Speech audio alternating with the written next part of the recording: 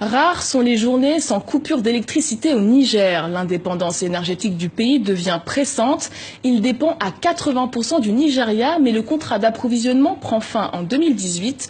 Le barrage hydroélectrique de Kandaji est en cours de construction. En attendant, les habitants font comme ils peuvent pour trouver de l'électricité. Le récit d'Emmanuel Godard sur les images de Kader Mazouf.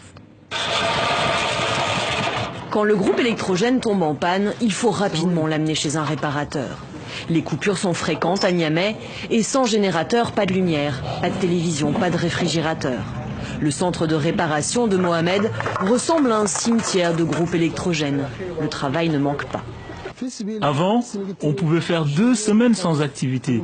Mais aujourd'hui, on ne peut pas passer une journée sans travailler. Parce que les gens amènent tous les jours des générateurs. En moyenne, nous avons 2 à 3 générateurs par jour à réparer. Amadou a déposé son générateur hier. Il a hâte de le récupérer. On ne peut pas laisser la famille dans l'obscurité comme ça. C'est pas bon. Parfois, il y a des coupures qui peuvent durer 2 heures, 4 heures, 5 heures de temps. Parfois même 24 heures. Tu n'as pas d'électricité à la maison.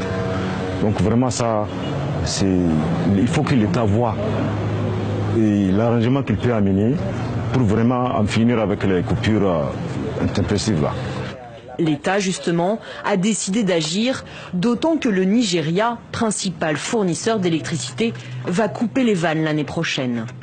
Si vous prenez le cas du Niger, le Niger, moins de 1% de la population rurale ont l'accès à l'électricité. Seulement 10% de la population dans les cités, dans les zones urbaines ont l'accès à l'électricité. Donc, j'ai discuté avec le chef de l'État et on est d'accord. On ne peut pas avoir le développement dans l'obscurité. La Banque africaine de développement a investi dans le projet de barrage hydroélectrique de Kandaji sur le fleuve Niger. Elle va aussi développer le solaire sur tout le territoire. Mais certains n'ont pas attendu pour s'y mettre. Une auberge à Niamey est sensible au confort de ses clients.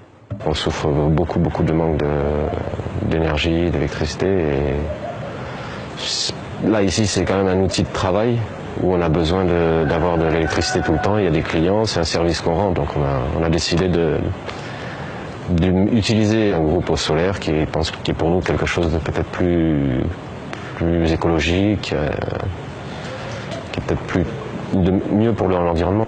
Alors, Roger installe de plus en plus de panneaux solaires sur les toits de la ville. Une population qui augmente sans cesse, des infrastructures obsolètes, des nouveaux quartiers pas raccordés. Le solaire est pour le Niger une solution durable.